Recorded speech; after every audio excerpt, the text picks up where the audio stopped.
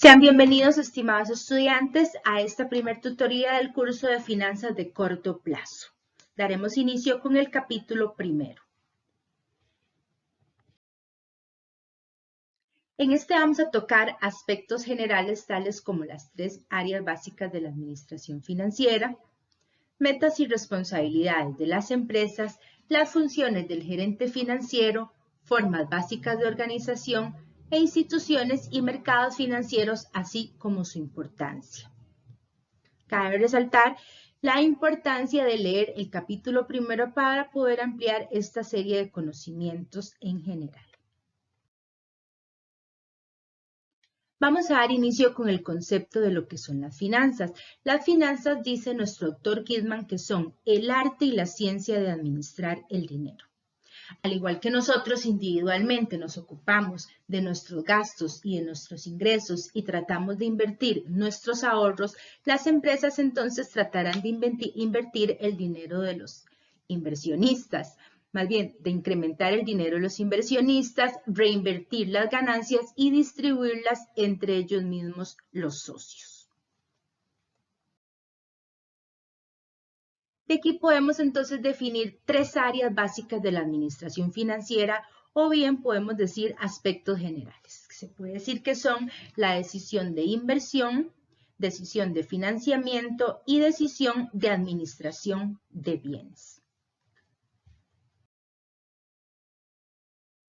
Para ello nos podemos ubicar en un balance general. Vamos a ver acá la decisión de inversión. Ubiquémonos en la parte izquierda de nuestro balance donde tenemos los activos. Esta se va a encargar de saber cuánto va a destinar al efectivo o valores bursátiles, a las cuentas por cobrar e inventarios. De las tres áreas de la administración financiera se dice que la decisión de inversión es la más importante, dado que es la que crea valor en las empresas.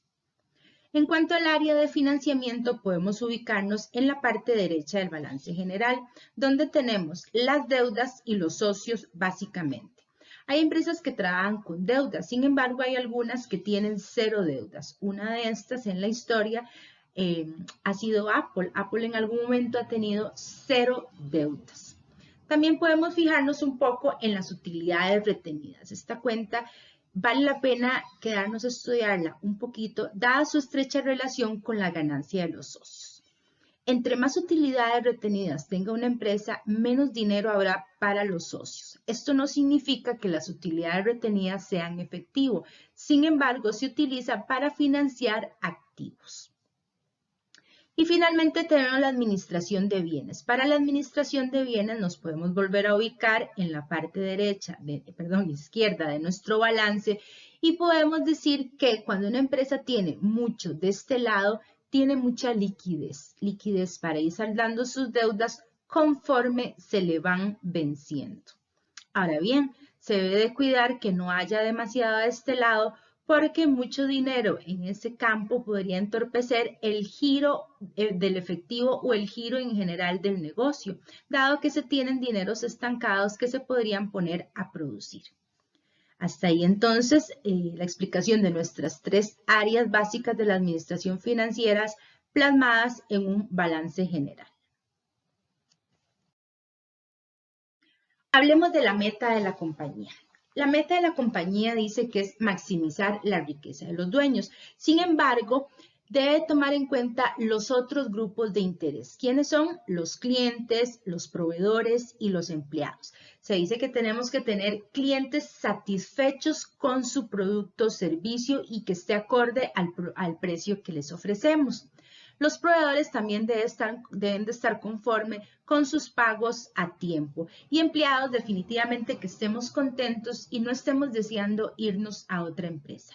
Es por eso que entonces la meta de la compañía será ahora maximizar ciertamente la riqueza de los dueños sin dejar de lado los otros grupos de interés. entonces surge nuestro concepto de responsabilidad social empresarial. La responsabilidad ahora cae también en cuidar el medio ambiente. Las empresas deben entonces de preocuparse por minimizar la contaminación y el cambio climático. Ubiquémonos en una empresa recolectora de café. Esta debe ser creativa para innovar en prácticas sostenibles que no contaminen el ambiente. También debe apoyar a la educación. Por ejemplo, en las comunidades donde se insertan, pueden entonces desarrollar proyectos de bien social para los trabajadores y las familias, condiciones de trabajo seguras y, por supuesto, pago de salarios justos. Aquí entonces podemos hablar de las responsabilidades de un gerente financiero que me parecería a mí son vastas, dado que tanto el mundo como las empresas cambian diariamente. Se dice que el gerente financiero es el encargado de desarrollar el plan financiero, el presupuesto, recaudar el dinero para financiar la operación de la compañía, desarrollar estrategias corporativas para el crecimiento de la empresa y su competitividad. Aquí se habla de estrategias corporativas, dado que la mayoría de las empresas grandes están organizadas como corporaciones. Cada forma de organización, que existen básicamente tres, tienen ventajas y desventajas. Nosotros por lo menos vamos a ver esas tres a continuación.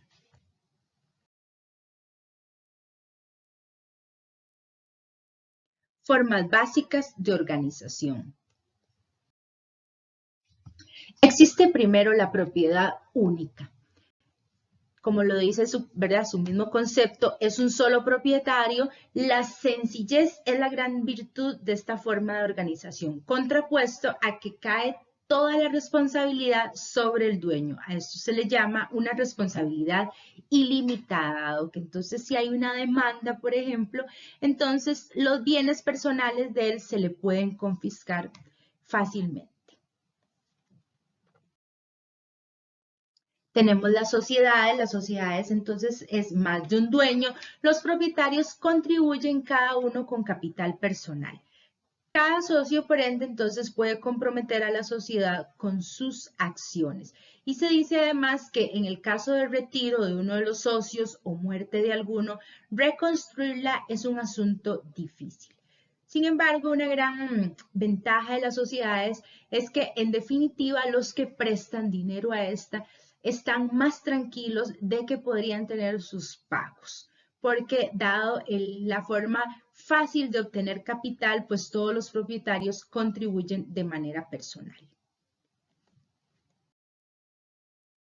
Ahora bien, como dijimos, tenemos las corporaciones. La corporación puede continuar en caso de muerte o retiro de algún miembro. Lo vimos a diferencia de la sociedad, que cuesta mucho reconstruirla. Los bienes personales no se pueden confiscar en caso de una demanda, eso es algo muy positivo. Sin embargo, noten que en este caso la desventaja de las corporaciones es el doble gravamen de impuestos. Quiere decir que entonces a la empresa en las utilidades se le grava el impuesto y a nivel individual, cuando el socio recibe su dinero, se le vuelve a deducir este impuesto. Sin embargo, es una manera muy ventajosa de organización. Hasta aquí entonces las formas básicas de organizarse en una empresa. Hablemos de instituciones y mercados financieros. Es un tema bastante importante en todos los tiempos de las empresas y en realidad del mundo de las finanzas. Para comprender bien qué es un mercado financiero o una institución financiera, podemos ubicarnos acá en nuestra filmina y ver que hay dos grupos. Está el sector ahorro con superávit de dinero y el sector inversión más bien con un déficit de ahorro. Entonces, ¿qué es lo que van a venir a hacer los mercados financieros y las instituciones? Van a mover los fondos de un sector a otro, del que necesita al que tiene básicamente. Vamos a definir entonces qué es la institución financiera. La institución financiera canaliza los ahorros de los individuos, las empresas y los gobiernos hacia préstamos o inversiones. Por excelencia tenemos entonces los bancos, las asociaciones de ahorro, las cooperativas y las compañías de seguro. Se dice que nosotros individualmente somos los ahorradores netos por excelencia. Entonces, y las empresas y los gobiernos son más bien los que toman nuestro dinero. No es una regla de oro, sin embargo, se dice que es de ese modo. Ahora, lo importante en este caso es que nosotros al ir y poner nuestro dinero en un banco, no sabemos ni a quién se lo van a prestar ni en qué lo va a invertir el banco.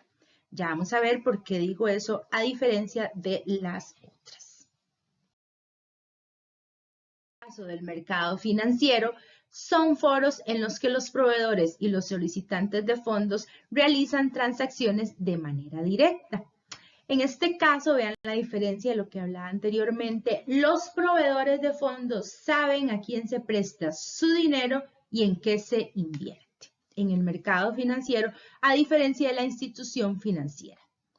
Algo muy importante, estimados estudiantes, es decir, que no son lugares físicos, sino mecanismos para canalizar los ahorros hacia los inversionistas. Hablemos entonces de mercados financieros. Existe entonces dentro del mercado financiero el mercado del dinero y el mercado de capital. Ahí se nos tapa un poco la filmina, pero es el mercado de capital. ¿Qué es el mercado del dinero? En el mercado del dinero se dice que los ahorrantes depositan fondos temporalmente y esperan obtener una ganancia e interactúan con los prestatarios que tienen necesidad de fondo en el corto plazo. Al decir temporalmente, entonces el ahorrante deposita su dinero, espera obtener dinero en un tiempo menor a un año o 12 meses. Por excelencia tenemos el gobierno y las empresas cuando emiten entonces estos famosos valores de deuda. Pongámonos a pensar en el bono del Tesoro de los Estados Unidos. Ellos, uno adquiere uno de estos bonos, ellos entonces le pagan a uno los rendimientos, podría ser que a los 6 meses, al año, le entregan entonces ya el principal y lo que uno se ganó. Se dice que son inversiones sumamente seguras debido a que no va a perder uno el capital, ¿verdad? Que es el gobierno y en caso de algún problema o catástrofe financiera, muy difícil que se pierda el principal. Y ojo esto que dice en el mercado primario. Ya vamos a ver entonces qué es un mercado primario y un mercado secundario. Y veamos entonces la diferencia del mercado de capital. El mercado de capital lo que es nada más es que los ahorradores y propietarios interactúan sobre una base en el largo plazo. En este caso son entonces por excelencia las bolsas de valores que constituyen un foro para realizar las transacciones de valores. Esto ya se puede decir que es el mercado secundario. Vamos a ir a ver la diferencia de uno y otro. Existe entonces el mercado primario y el mercado secundario dentro de lo que son las instituciones financieras y los mercados. Entonces, vamos a decir que el mercado primario, ¿verdad? Los fondos reunidos por la venta de nuevos valores fluyen de los ahorradores finales a los inversionistas finales, no así en el mercado secundario. Para poder comprender esto, muchachos, mejor vamos entonces a ubicarnos, por ejemplo, en una venta de autos, tal como está ahí en la presentación. Por ejemplo, cuando yo voy a comprar un automóvil nuevo a la agencia, entonces mi dinero está totalmente, va a ser una ganancia directa hacia el fabricante. Por otra parte, cuando yo revendo ese auto, ¿verdad? Porque quiero cambiarlo, lo que sea, entro en un mercado secundario. Además, sé que un carro se vende muy fácilmente. Entonces, se puede decir que la existencia del mercado secundario aumenta la eficiencia del mercado primario o lo fortalece, que es así. En cuanto a nosotros, ¿verdad? A las instituciones financieras y todo este tema que estamos hablando, por ejemplo, cuando entonces adquirimos por primera vez un instrumento financiero, y lo vamos a revender en la bolsa de valores, por ejemplo, en el mercado secundario, se puede decir entonces que tenemos bursatilidad. ¿Y qué significa bursatilidad? Bursatilidad en este sentido? Es la facilidad con la que yo puedo vender ese bien adquirido en el mercado primario por primera vez en el mercado secundario. En realidad, bursatilidad es sinónimo de liquidez. Entonces, espero que con esta explicación quede claro cuál es la diferencia de un mercado primario con la diferencia de un secundario y la importancia que hay, ¿verdad?, de que exista el secundario, que sea muy fácil vender lo que yo compré para que fortalezca el mercado primario. Y finalmente, estimados estudiantes, a manera de cultura general es importante dar a conocer la importancia de las instituciones financieras. Esto se vio muy bien en la crisis del 2008. Vamos a hablar muy generalmente de esta. En la crisis del 2008 se dice que fue la crisis inmobiliaria o más bien de los bancos. Cualquiera de las dos es válida. Se dice en ese momento que lo que sucedió fue que el valor de los valores hipotecarios se vino abajo completamente. Esto hizo entonces que muchas fortunas de los bancos cayeran. Uno de estos fue Lehman Brothers, que es fue una institución financiera monstruosa en aquel momento, casi como que dice la cuarta más importante de los Estados Unidos. Entonces deja de percibir, ¿verdad?, sus pagos. Sus carteras de morosidad completamente se levantan y lo que sucede es que entonces cae en quiebra. Las otras instituciones bancarias, al ver lo que le sucede al grande, empiezan a ajustar sus políticas para prestar dinero en el corto plazo. Entonces, acordémonos que el préstamo del dinero en el corto plazo pertenece al mercado del dinero. ¿Se acuerdan que lo acabamos de ver?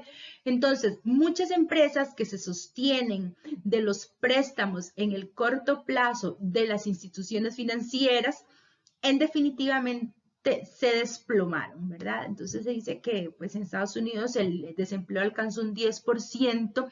Y si eras un empresario y necesitabas dinero en el corto plazo, ya la institución bancaria no era una opción, dado el montón de nuevas restricciones que había para obtenerlo, o bien, como dice acá, las tasas eran altísimas. Entonces ahí podemos ver lo importante que es la existencia de las instituciones financieras que canalizan, como dijimos, o de los mercados financieros, los ahorros, ¿verdad?, de las personas o de las mismas empresas y el gobierno hacia los que necesitan invertirlos. Bueno, hasta aquí entonces la explicación un poco general del capítulo primero. Es importante, como les decía, que se lo lean y también háganos, por favor, llegar sus dudas. Muchas gracias.